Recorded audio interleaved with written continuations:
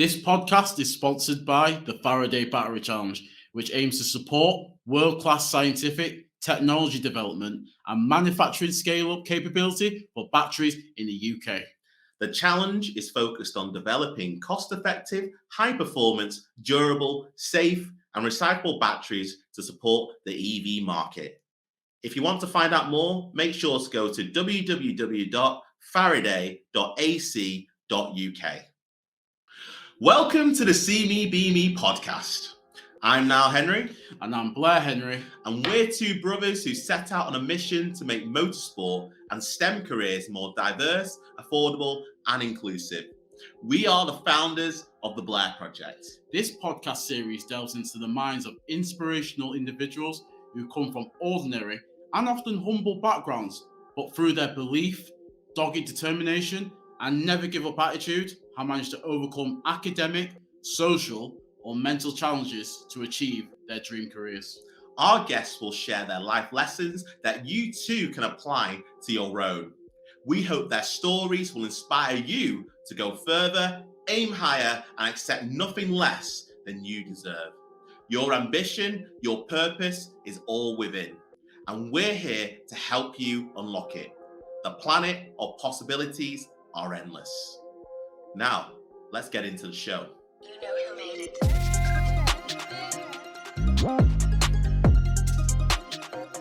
So on today's episode, we'll be speaking with Dr Marilyn Comrie OBE, who is a chemistry graduate, serial entrepreneur, and also a BBC's TV producer, who's had an amazing career, but is also our mother. That's right, Blair. So we cover Marilyn's story, her journey, her inspiration behind wanting to pursue a career within STEM, predominantly chemistry, how she ended up going to university to study a STEM subject, leading on to a career in journalism and TV, then to becoming an entrepreneur in her own right, and then to leaving as an entrepreneur, as a business mentor coach, to becoming a trailblazer in the world of net zero. A truly amazing story. We can't wait for you to listen to this episode. So what are we waiting for? Let's go straight in. Welcome to the See Me, Be Me podcast, Marilyn. How are you today? I'm really good, and I'm really glad that we've managed to get this underway. Really looking forward to this podcast. Yeah, no, we thank you for coming on. So can you tell our listeners a little bit about you, your background, and what are you up to today? Oh, well, that's a very tall order now, but we'll probably start from the beginning, because See Me, Be Me is really all about inspiring young people to consider careers in science, tech, engineering and maths. And what got me on the road to a career, initially studying chemistry, was at the age of 4, I remember watching a Disappearing Worlds documentary about an African tribe whose way of life had been threatened by industrialization. And I decided then at the age of 4 that I was going to become a scientist and come up with a solution to solve their problems. And I think that's the thing about careers in science, tech and engineering, is that it's about solving people's problems. So at the age of 4, I'd already decided I was going to be a problem solver and I was going to do science for good. So with that in mind, I then set off and I did very well at school, went to grammar school, then went on to study chemistry at university. So I followed a very traditional path. I was the only Black person in my class at Birmingham University studying chemistry. And when I finished my course, I then decided I wanted to do a radio and TV journalism postgraduate course, because the area of chemistry I really liked, which was physical chemistry, where physics meets chemistry. There weren't many jobs in that area when I was at university and I was leaving. And I thought, I don't want to work in organic chemistry, which is petroleum and plastics. I was never particularly interested in that. So anyway, I went off to the University of Central Lancashire, studied a radio and TV journalism course, and then got a job with the BBC straight out of it as a journalist and programme maker, which is what I did for the next 17 years or so, and then retrained to become a leadership coach, and somewhere along the line gave birth to you two, which was one of the proudest moments of my life.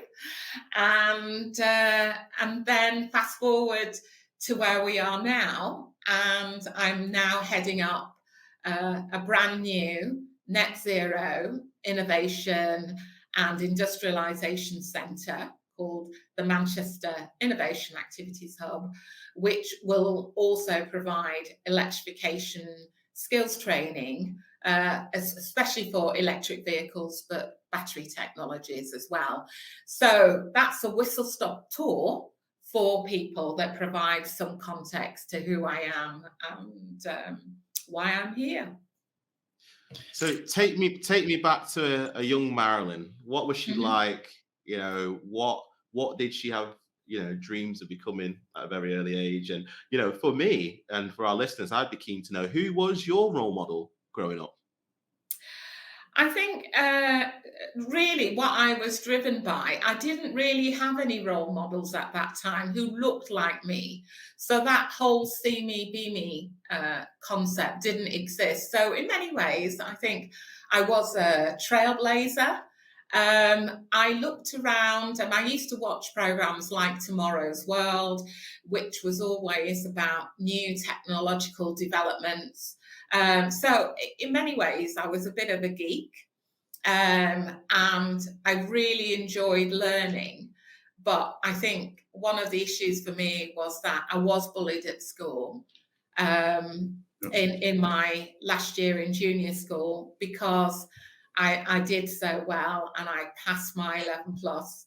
And for the last 6 months of school, at junior school in Manchester, that was really, really quite tough, because I was really being bullied by other Black kids.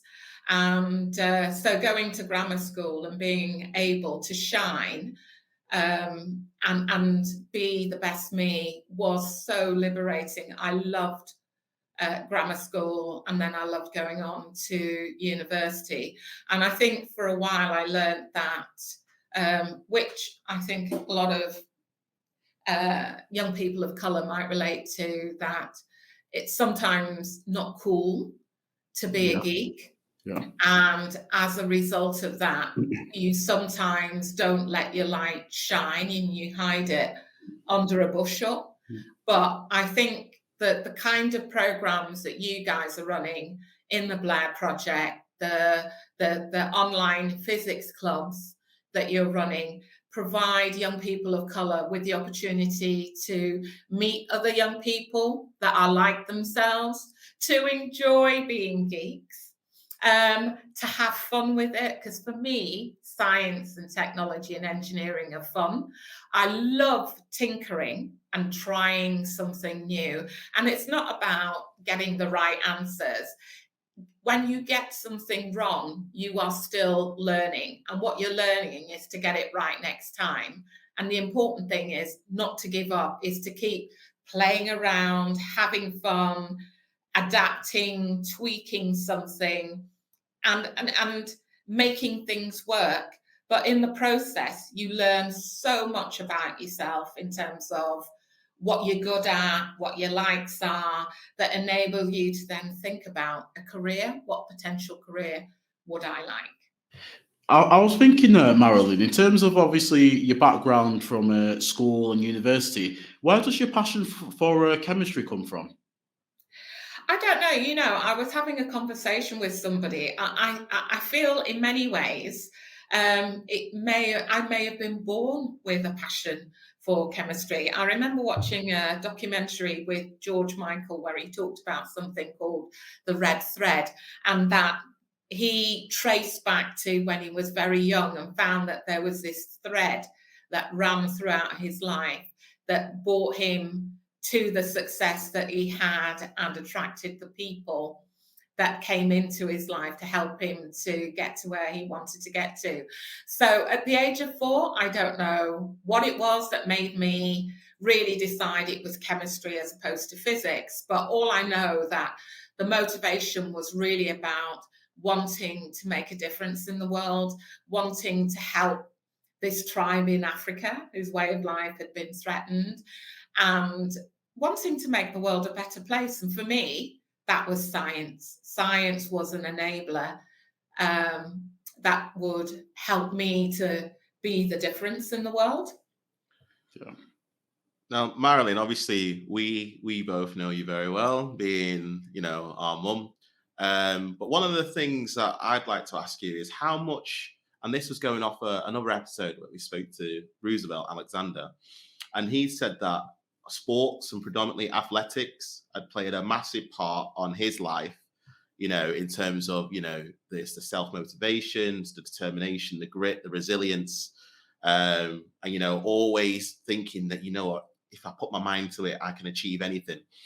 How much has your athletics background played a part in the person that you are today, or or has it not played a part? Well, as you both know, I was very good at sports and athletics when I was at school. I used to run at a county level, and I was particularly good at the 100 meters, 200 meters, long jump and the relay. And I think that my sports teacher, PE teacher, as she was then, was really keen for me to follow a professional career, but it's not what I wanted to do. I was naturally good at sport, but sport wasn't my passion. It was a great hobby, keeps you fit, but it was all about science for me. I think in terms of my drive and determination, I think in many ways that comes from my Jamaican heritage, and having a really strong mother, black mother, who told me I could be and do anything that I put my mind to. And she taught me to not be reliant on anybody for my success, but to forge my way forward myself. So, for instance, she gave me this spirit of courageousness. So I am absolutely fearless. I don't allow fear to hold me back, but I'm always willing to try new things. But that means that you've got to be willing to fail. So as part of trying new things, you've got to give yourself permission to fail, but it's knowing that there is no real failure. All that happens if you do fail is that you've learned how not to do it.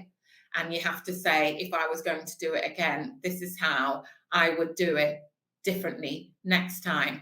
And I think that's what I would say to people is that try new things, learn from it. Do not be afraid to fail, knowing that all the time that you're learning, and life is a learning journey. Learning doesn't just happen in schools. It doesn't just happen in university. You are learning every single day of your life. You're either learning on the job, if you're working within a business. But I think that you can learn facts, you can learn skills. I think possibly the hardest thing to learn is about yourself and to know thyself. Yeah. So, for instance, I think that most people are not aware of their talents and what they're really good at. And the reason why is because your talents are the things that come easily to you. And you can think that everybody can do it because it's not difficult for you. It's easy peasy. And that's the danger, is that and even now at my age, I sometimes need people to remind me that, Marilyn, you're really good at this. And I think, oh yeah, you're right. Because people often say to me, how do you do that? Because they can't do it. And I'm sitting there thinking, well, it's because it's quite easy. But actually, no, I've learned it's a wake-up call. And it's a wake-up call to me to say, I'm missing my talent and I'm not acknowledging what it is that I am good at. And then you translate that into a career. You translate that either into a business. So you set up a business based on what you're good at, what you're exceptional at, that other people will find very difficult to do. Yeah, I mean, with yourself, you've had a very like diverse career. I mean, you obviously been through University of Birmingham, studying chemistry, to working in the BBC, setting up your own businesses, and now the founder of the Manchester Innovations Activities Hub. So I guess the question I wanted to ask is, what is the most important lesson that you've learned over your career in terms of the challenges that you faced? I will tell you that I think that growing up as a child, I used to love Greek mythology. Stories like Jason and the Argonauts really, really appeal to me. And the thing that people don't realize about stories is that they are what are known as archetypes. They are telling you something about the human condition.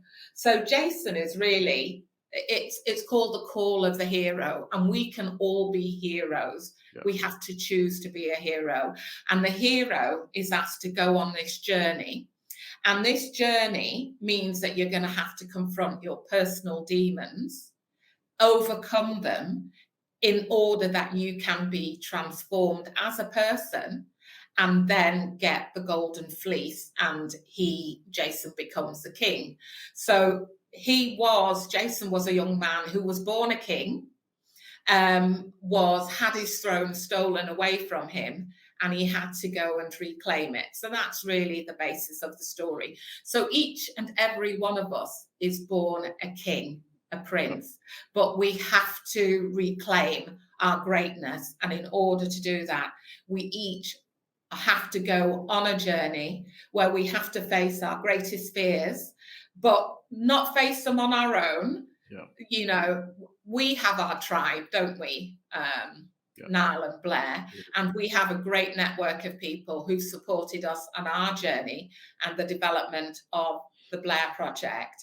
But without that tribe, without those people who support you, who back you up, who you know you can always rely on, it would be an impossible journey. You guys know that my other the other film that I really love is Lord of the Rings. And it comes to a point in that story where you think it's hopeless. Yeah. They will never defeat Saruman or Sauron. And they do. Something changes, a little miracle happens, and then they are victorious, because you know what? It is written in the stars. All of our destinies are written. But it is about whether or not we have the courage to go on that hero's journey and face our worst fears. And for most people, their worst fears are about having no money. You will know that when you set up a business, and the kind of business that you guys decided you wanted to set up, which was at the ages of 18 and 16, deciding that you wanted to make motorsport more affordable, inclusive, sustainable, and affordable, and help other young people to get to the highest echelons, which was Formula One. And as you know, at the time, people thought we were mad, and were telling us to stop being ridiculous. But 7 years later, we were proved right when Formula One approached us saying, we would love to partner with you. And as a result, we helped them to recruit two Black mechanical engineering apprentices. And the rest, as they say, is history. And we've gone from strength to strength. Yeah. But you both know that we had plenty of highs and lows along that journey. But if you keep holding on, if you keep believing, if you keep being resilient, if you keep being determined, having that purpose in mind that you set out for, nothing on earth can defeat you. And that's the important thing to know. I guess what I wanted to just ask as well is just obviously with myself and Niall, we've learned a lot of our skills, and you've mentored us in terms of just business and just almost like our outlooks in life, and just in terms of showing us what out there, what's possible.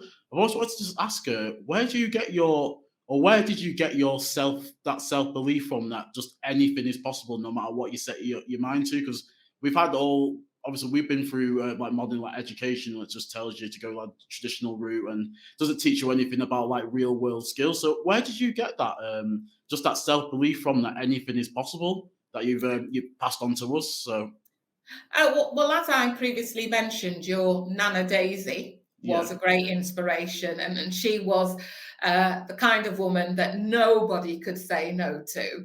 And so I learned from her, and then what I learned from her, I put into practice. So when I went to university, I became the first female president of the African Caribbean Society. Up until then, it had always been run by male Nigerian students. I came along, led a coup of other Black women, undergraduates at the university. We went and we ensured that they voted me in, and I became the first female president of the African Caribbean unit.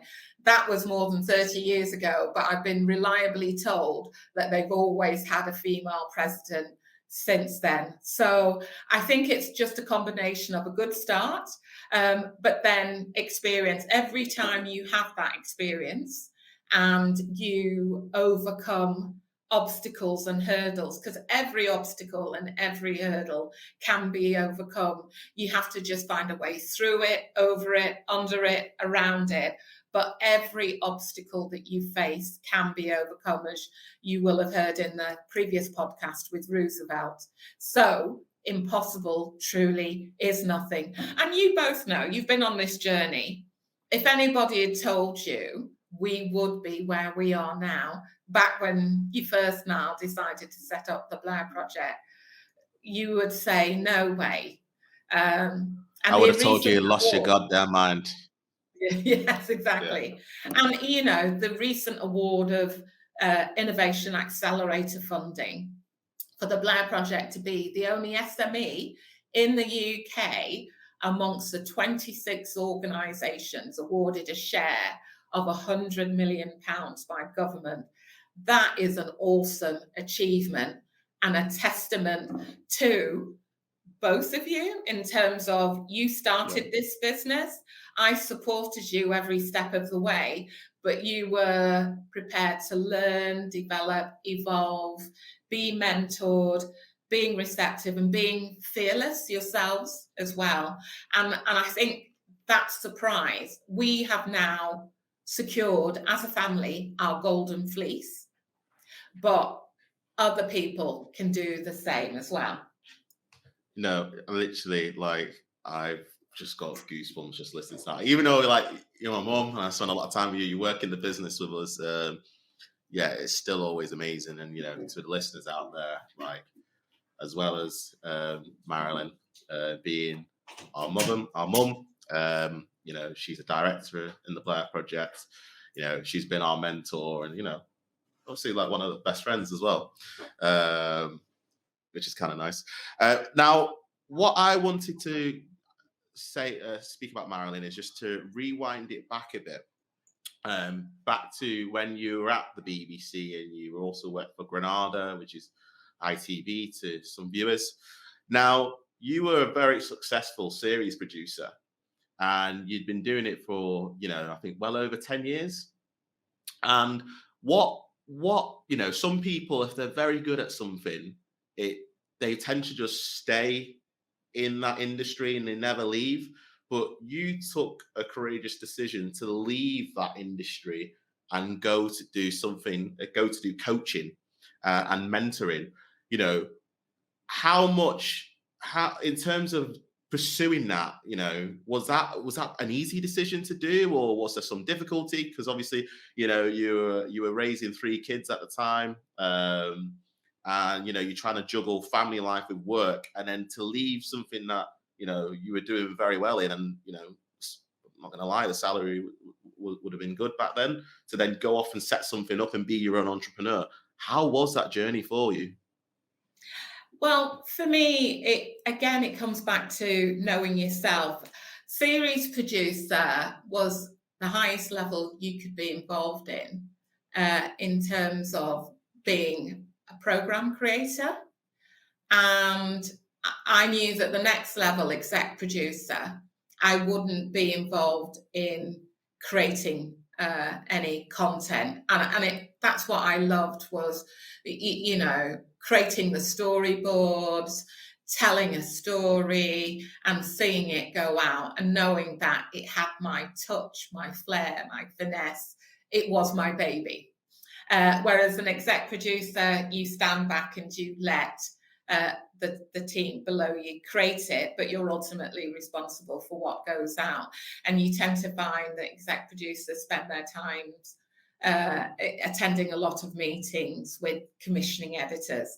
And I thought it would have been a very cushy job, but I've never been the type of person who took the easy way out. And I know that being creative was very, very important to me. And so I then went to a career management agency because I was looking around then for a change in career. I knew I'd reached the highest level I wanted to in television. And they helped me to discover that I had transferable skills. And one of those transferable skills was that part of my success in television, I developed this awesome reputation, a bit like somebody called Red Adair, who used to put out oil rig fires. So if there was a production, a TV production that had gone wrong and it needed saving, they would bring me in and I would turn it around. But the problem is, when you are that kind of turnaround specialist, all they ever give you is turnaround jobs, so which are immensely satisfying. But I had 3 sons who I didn't really get to see that much. And yes, the money was very good, but I realized I didn't want to keep doing that and working at that pace. So this career management company helped me to discover I had these transferable skills. And one of them was about producing high performing teams. And how I did that, my researchers, assistant producers, directors, the opportunity to go out to film parts of the programme, often current affairs documentaries, to learn and grow through the process. They knew that before I sent them out, we do a pre-filming script, which would show this is the beginning, middle and end of the story. These are the shots you're going to get to cover it. They would come back in, we would go through the shots and the script. And if there was anything missing, I was happy for them to go back out again and to shoot it so that the piece, the story flowed smoothly. So they were growing and developing in the way that they wanted to. And you find then that people are happy to work 12-hour days because they know it's about their own personal growth.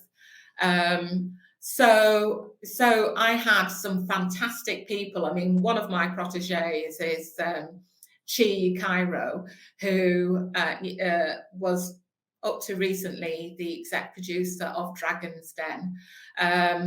But there have been numerous individuals, too many to mention. And then I learned that, yeah, I was particularly talented at developing high performance teams. I was looking around at a change in careers, discovered something called leadership coaching, trained for a year to become a leadership coach, set up my own business. That was my first business.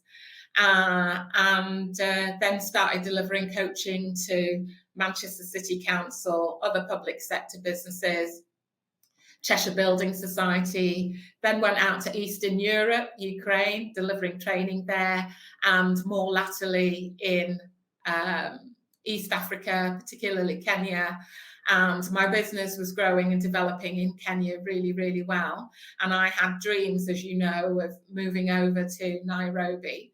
But then there was this terrorist bomb at the Westfield Shopping Centre, which is where my business was based. I happened to be back in the UK when that bomb went off, but we always knew that it would be a terrorist target.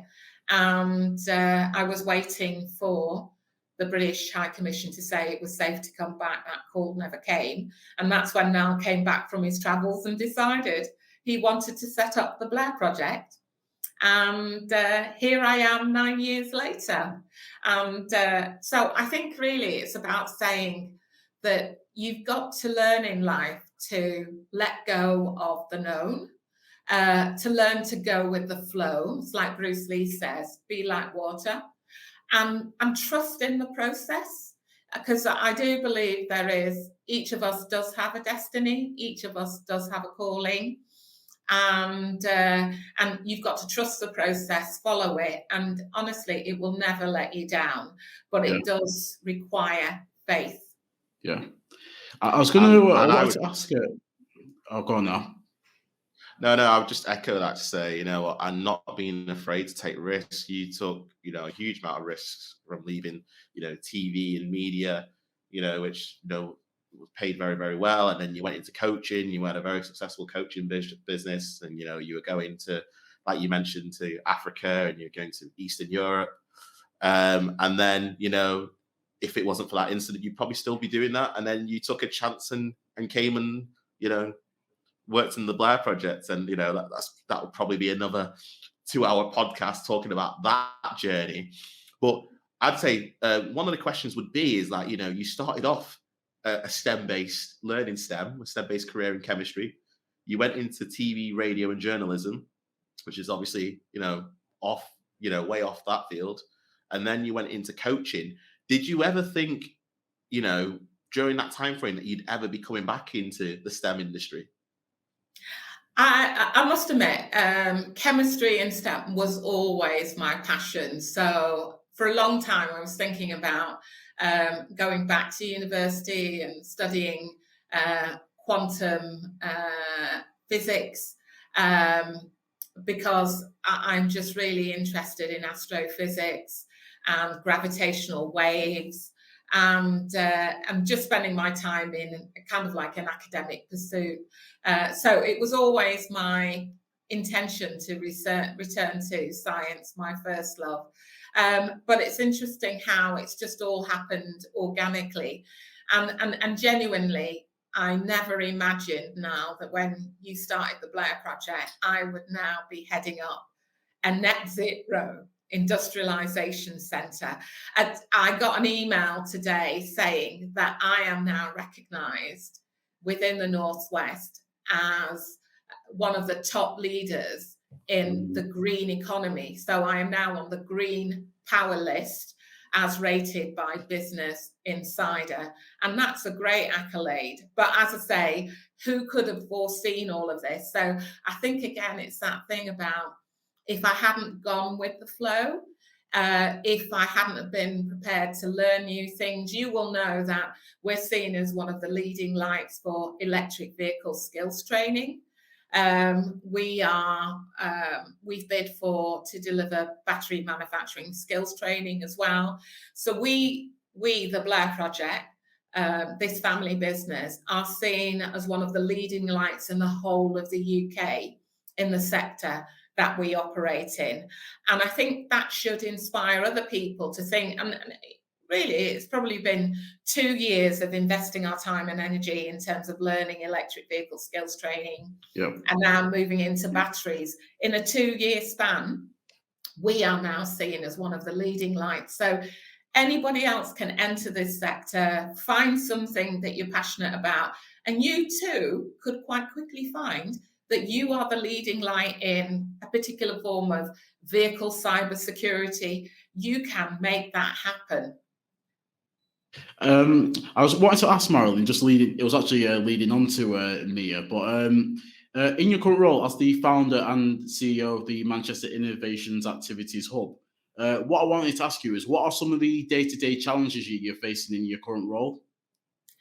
I think certainly one of the challenges at the moment is around finding skilled people, because this is an emerging area. It's not as if there is a huge pool of people that you can pick from. So you have to find people who are happy to adapt, learn about, because our focus is going to be around hydrogen skills, battery manufacturing, which is a new capability for the UK. The UK has previously imported its batteries from China, but I think the whole pandemic thing has enabled economies to better understand that they need to become self-sufficient. So if people are prepared to move sideways and learn new things, you might be working as a mechanic, but you can get into electric vehicles and get into innovation. How can you help to improve the efficiency of motors, or get motors that can work with hydrogen fuel cells or become hydrogen powered? One of the things that we want to do, as you will know, Nile and Blair, is to develop hydrogen powered electric go-karts. And that's about tinkering and having fun, seeing what works, what doesn't work, how we need to adapt it and doing it differently, but collaborating with other people. And I just see it as just pure fun. Brilliant. Now, then go on now. No. So for any of the young people listening, or even their parents as well, if they were quite interested in getting involved with within the fields of net zero, is it just a passion and an attitude and a willingness to learn, or do you think there's more that they have to demonstrate in order to get involved? Because these industries and these technologies are just so new. Yeah, I think it's just having a curiosity.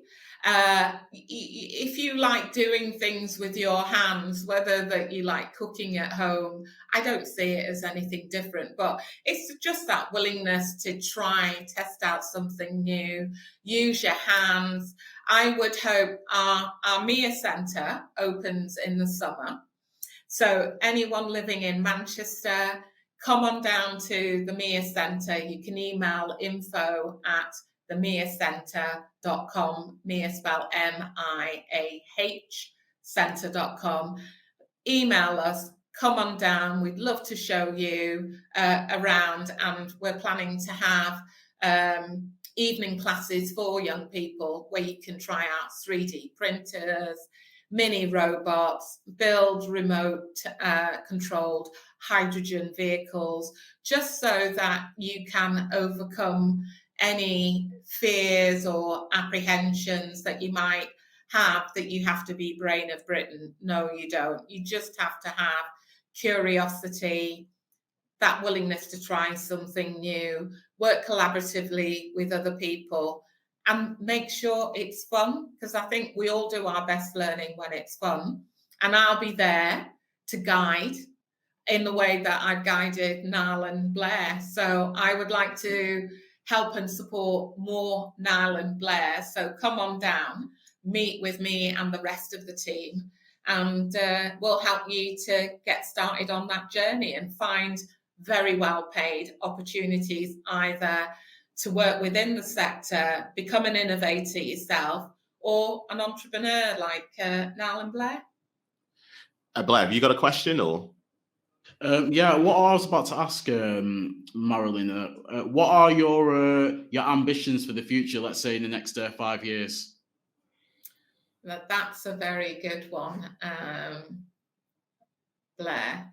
I think ideally for me, I would like to find a replacement CEO for the MIAH Centre. So I would like to, I'm already thinking about succession planning so that I can step back from the business and perhaps be a strategic advisor, non-executive director, spend a bit more time in the Caribbean, become an investor and invest in Black businesses, Black and Asian businesses, or other startups, help them to succeed and grow.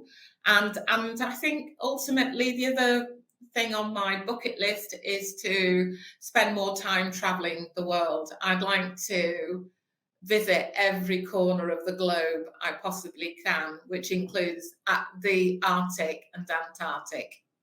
Wow. You'd like to go to the Arctic? Yeah, just to say I've been during the summer, not during the winter, because during the summer, you know, it's 24 hours of daylight and you can, tramp across the Arctic, and it's quite green, and there are bits that are icy. But I'd just like to see, we live on one of the most beautiful planets in the solar system, and I'd like to see as much of it as possible. Okay, so Marilyn, and you mentioned a lot about MIA there, but I don't think you mentioned that it's going to be the first centre of its kind in the UK. And what you managed to. Well, that comes from being a trailblazer, because everything that we do is trailblazing, isn't it now? So sometimes you forget that, yeah, it is another trailblazer. So it is the first research technology organisation. That's what it officially is. So the UK's first net zero industrialisation centre, which combines skills training. So you often find that there are industrialisation centres that small businesses and industry can come and use the equipment to prototype, but usually those centres don't provide skills training. So MIA will provide the skills training, it will provide the machinery for prototyping, but it will also connect innovators to investors who have money to help them grow and scale up their businesses, all under one roof. Brilliant. What I was about to ask her, Marilyn, are you planning to ever write a book on your experiences in business and just almost like an autobiography of your career, your personal life, or whatever, anything like that? I'd certainly like to do that. I mean, my immediate plan is to write a Netflix drama about a film script about our journey, because I think it would make a great movie. So that is on my list of to-dos. And obviously, I know people in the industry, but I think that journey is and that, the highs and lows that we went through, I think it would make a great film. So I think that would be within the next 2 years, that will happen. And then next 5 years, yes, I'll write a book. Who would you like to play you, actor-wise? Yeah, that's the major question everybody wants to know. Who do you want to play you, Marilyn? Halle Berry. Halle Berry. And just out of curiosity, who's playing us? I haven't really, Michael B. Jordan. And you, Blair, I would have to think a little bit more about that one. So let me come back to you on that one. Who would you like to play you, Blair? That's a good question. I've never thought about actor to play me. I'll have to come back to that one. Yeah. Will Smith. It'll be a bit old then. Yeah. No. Do you remember he did a film recently about where the technology managed to de-age him, so he looked like he was about 21. It's a great film because it's about him, his current day self, against his old self, and the old self. They're both hitmen, I believe, and the hitman, his younger self is hunting the older self down. So you could probably get Will Smith and add some AI or whatever and de-age him. Will Smith at the high top could play Blair. Or maybe Will Smith's son can play Jaden. Blair. Jaden potentially. Now, Marilyn, going back to MIA and everything that you've achieved, it's the first set of names that you mentioned on the podcast, but how you got to that stage is that you wrote a feasibility study in regards to a centre like MIA being built within the Manchester City region, that small to medium-sized companies could come in and tinker with some of these new and emerging technologies to prototype new products in regards to net zero. And you were awarded £4 million from central government for that. And, people will be able to see on the screen now that you've got an OBE. What would you say are some of your proudest achievements in, being on this earth? What are some of your proudest achievements that you've been able to achieve? I would say number one would be having 3 wonderful sons, yourselves and Amarin included. You know, that's my proudest achievement, because each of you is contributing to make the world a better place. So it's almost like a nuclear fission reaction that started with the parents, but then, you know, you 3, and I'm sure your children are each going to have, when you do have them, are each going to play a part. I think the other one is getting an OBE for services to women's enterprise. And that was mainly because of the work I was doing around exporting into countries in Eastern Europe and East Africa, and going out there on my own and carving out a niche for myself, as well as the business mentoring I was doing to develop female entrepreneurs. And I think that probably... And just to say that you met the Queen as well as a result of that. Yeah, I've met the Queen several times, been to Buckingham Palace several times. So that was a great achievement. Obviously getting the funding for MIAH, but I think for me, the most recent one was supporting you guys with the bid writing to get the funding for the Innovation Accelerator. And going forward, it will be about the... you know that we're going to do a 10 million equity raise next year. Now that would be awesome, because the data suggests that as Black entrepreneurs, it should be a mission impossible. Only 0.25% of Black entrepreneurs get venture capital funding.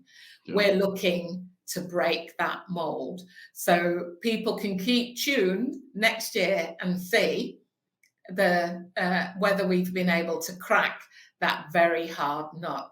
But that's the next challenge that we're going, and you know, if we get it, that would be a remarkable achievement, because that would be achieving against the odds, and that's what we like, don't we? Yeah, there's no you got to go through a struggle, don't you? So there's no better feeling than overcoming a massive obstacle. So that's what I feel like you've taught us, really, that no matter how hard things, no matter how hard the barrier is, there's always a way around the problems. Like just a whole problem solving dynamic of just getting around different challenges. Mm-hmm. Yeah, and I would echo that. You know, the top 3 values that you taught us is to be persistent, be resilient, and be determined.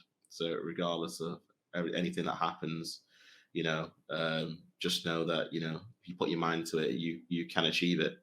And I especially say one of the things that you educated me on is, you know, not being too concerned or worried about failure, and that, you know what, you only learn through the hard times and going through failure. You know, sometimes you don't learn from your successes because you just take it for granted. But, you know, when you failed, you're like, right, you know, you look back and, you know, you do that reflective thinking and you think, right, this is where I messed up. This is where it went wrong. And, you know that you won't do that next time. I think that's one of the things that, you know, you always taught me that sticks with me and resonates with me to this day. Interesting. I just wanted to ask you, are you, you know, do you read a lot of books? Are you a top reader? No. I read a lot of books because I think that's how you develop. So I'm currently reading Robert Greene's The Law of Human Nature, because I think success in any endeavor is about understanding other human beings and being able to read body language, read cues, because it could mean the difference between getting a job, securing a contract. Being able to read those cues are really, really important. So yeah, books. And you know, I've got a huge library of books and different books. It's one of the things, I guess, it's like back when I used to do karting, and you used to go down south with me to tracks like Kimbolton and Wilton Mill. I remember, because I think I was 15, 16 at the time, and I was always, if I wasn't, because I used to love doing karting and whatnot, And if I had like a bad result, I'd know I used to always like beat myself up, like, oh, why did this go like this? Oh, why didn't I take the line a certain way or whatever? And I always remember you used to be in my ear, like, you know what? You know what, Blair? You just need to understand that not everything will always go your way, or sometimes like as you anticipate. But it's learning from like the hard times or the bad times where you really learn. And you know what? I guess from the lessons that you taught me from karting, just the advice that you were giving me back when I used to was racing around the country.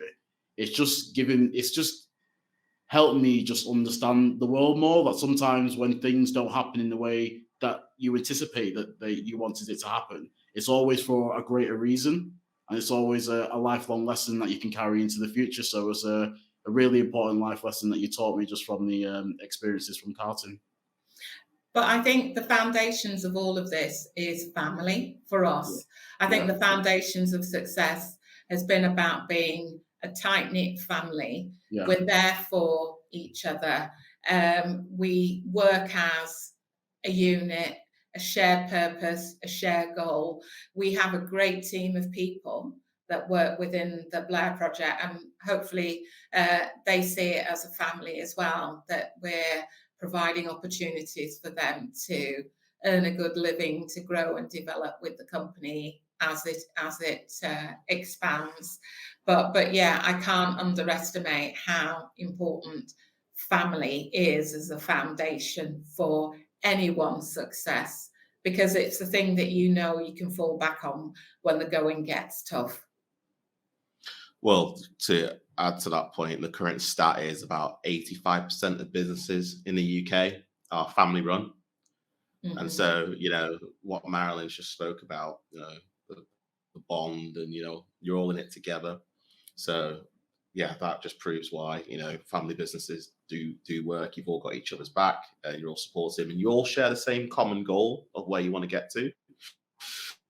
And what would you say to any young person listening on this call who is interested in a career in STEM, but would like to go down the route and follow your journey as being an entrepreneur? What advice would you give them? Or what do you know, even better, what advice would you give to a young Marilyn?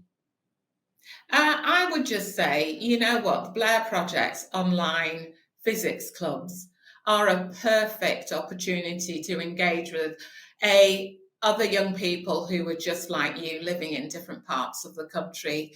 They're regular weekly physics clubs. You can get involved in a whole load of different projects. So that's what I would do, so that you've got a channel in order to direct your interest in, explore new things, find out about new careers that you probably didn't even know anything about. Bring your parents along, because I think parents have a big role to play. So you can also educate your parents as to the kind of careers that are out there that are STEM related. And then, what the Blair Project now offers with the MIAH is that schools to employment pipeline. So you start on this STEM journey, but we can help to develop you and move you into a career. So it's not just an activity for activity's sake, but also we can expose you to novel opportunities like Formula One, and they're having a big early careers day at Biggin Hill, their headquarters, that we can invite you along to. And it can really expand your mind as to the possibilities. I think one of the things that I notice is that young people, especially if they come from disadvantaged areas, they don't travel much outside of their community. And it is so vital that you do go, stretch yourself, go outside of your comfort zone and visit places that you would never get the opportunity to do, because it does expand your mind. It does expand your awareness of what is possible. And it almost like impregnates you with ambition and aspiration, because you think, I would love to live in a house like that, or I would like to be that astronaut, or be an engineer working for Mercedes, and so forth. So That's what I would say. Get involved with the Blair Project, with the online STEM clubs. It doesn't matter where you live. And that should be, that's what I would say to a Marilyn starting out now. You've heard it here first, guys. We've not had to promote that. She's saying, sign up, register for the Blair Project's PlanetPossibility online physics clubs. You know, can come to a school or youth club near you. So if you are interested in a career or getting tinkering with the subject matter of physics, make sure to sign up. Now, Marilyn, we're going to head to the fun part of the podcast where we ask you a series of questions, maybe 3 or 4. And yeah, if you could just give us an answer to them, that would be fantastic. So the first one, and I'm very curious to hear what you're going to choose, is if you could have any one superpower, what would you want to have and why? I would love the superpower of flying. I've always said to people, if I ever came back in another life, I would love to be an American eagle, and an eagle soaring in the sky, powerful, strong, dominant, but the freedom of flying. So that's what I would like. Excellent, excellent. Okay, what's the most interesting place you've ever been to? And why was it interesting? Do you know, I would say one of the most interesting places I've ever been to was Kiev in Ukraine, in Eastern Europe. And I was invited there by a TV station called Inter TV. And I was curious as to how I would be perceived as a Black person and what my experiences would be. And I actually found they were really welcoming. Kiev is a beautiful city, and I just loved and enjoyed my time there. So I would say that, because it was a real eye-opener.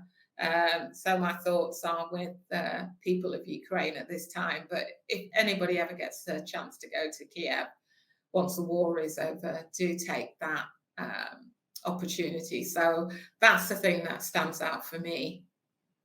Interesting, interesting. And then the next question would be, right, you know, you're throwing a dinner party, Marilyn, in your lovely house, and you know you've got the option to invite 3 people to your dinner party, dead or alive. Who are you inviting to your dinner party? I think for me, bar your 3 sons, by the way. Bar my 3 sons. I think one of them would be Malcolm X, great orator, great. I think perhaps the other one would be Maya Angelou, the writer.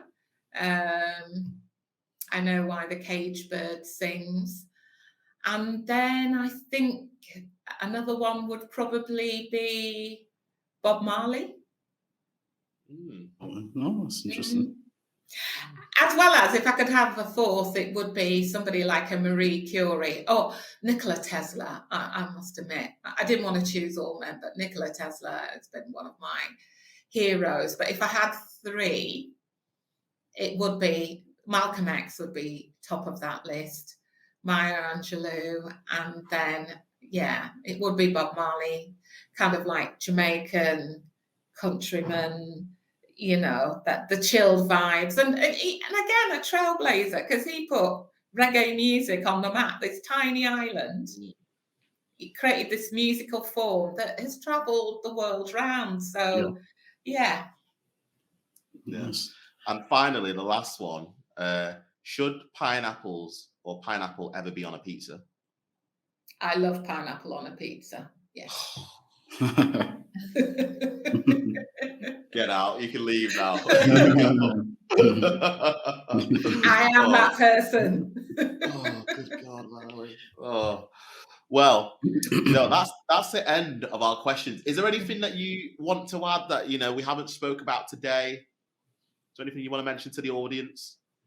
No, I mean, I think that what I've mentioned already about family being that foundation for success, I think is really, really true. So no, I think I've covered everything. Excellent. And is there anything you'd like to add, Blair? No, nothing more from me.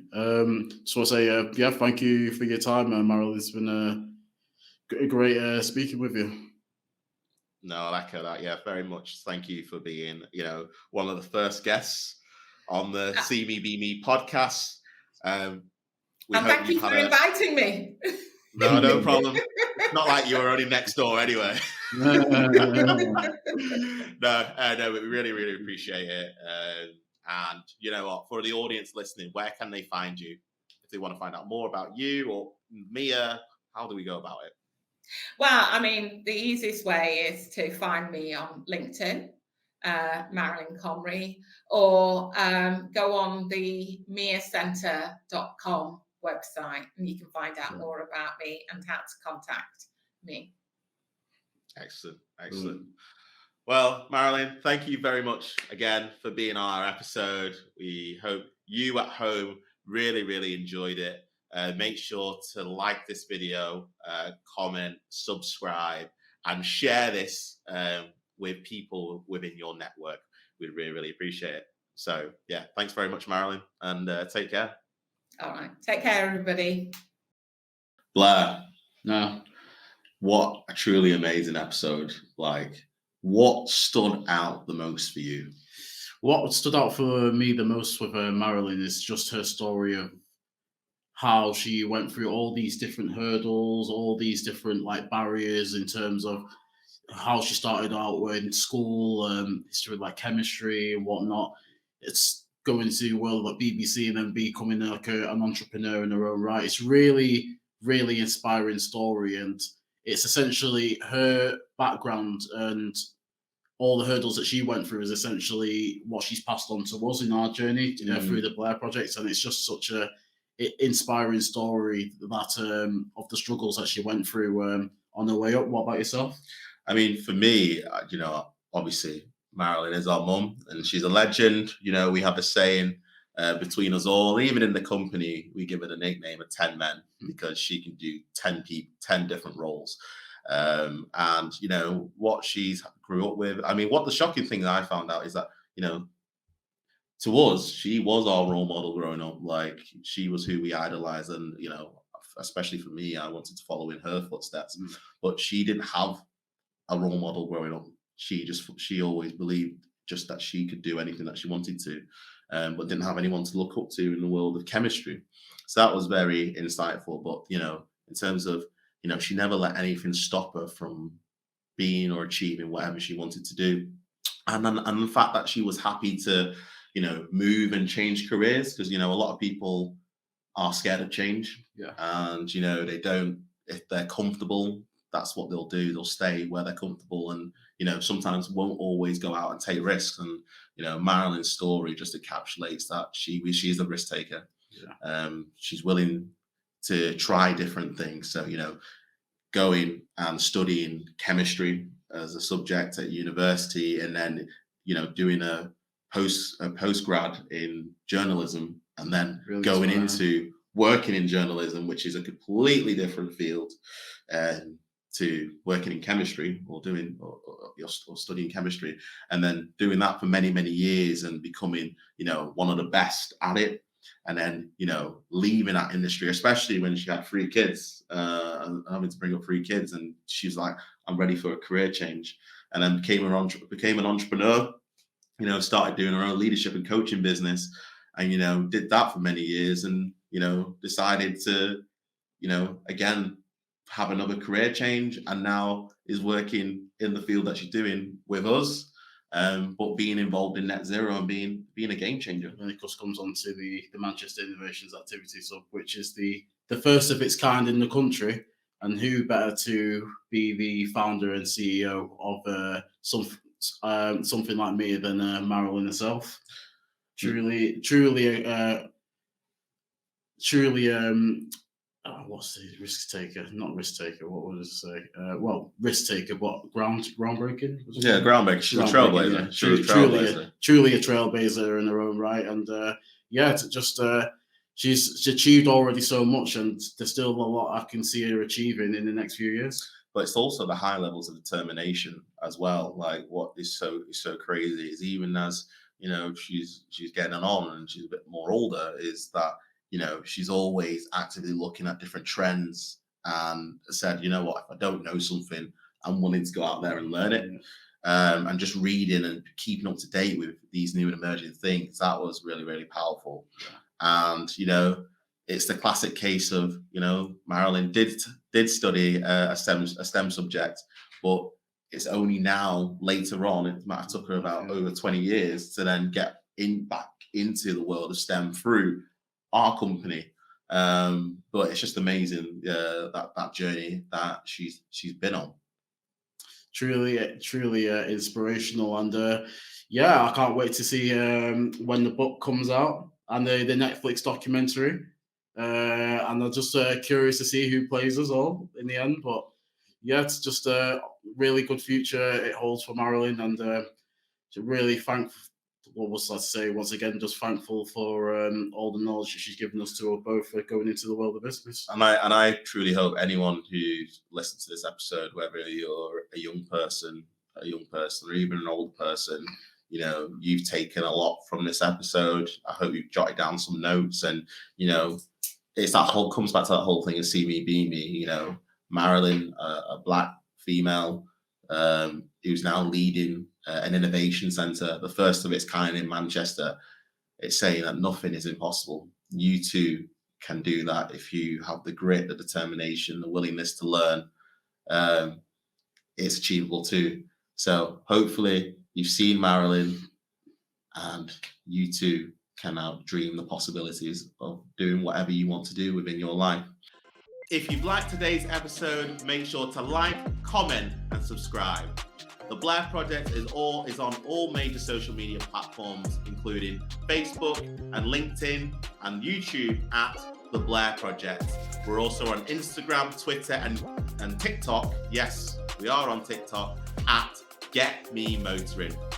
If you'd like to follow myself individually, I am on Instagram at Nile Henry, and also LinkedIn at Nile Henry as well. And if you want to follow myself, I'm on Instagram as BlairHenry_97, and also on LinkedIn as just Blair Henry. So we look forward to having you on the next episode. So stay tuned. Take care. Until next time.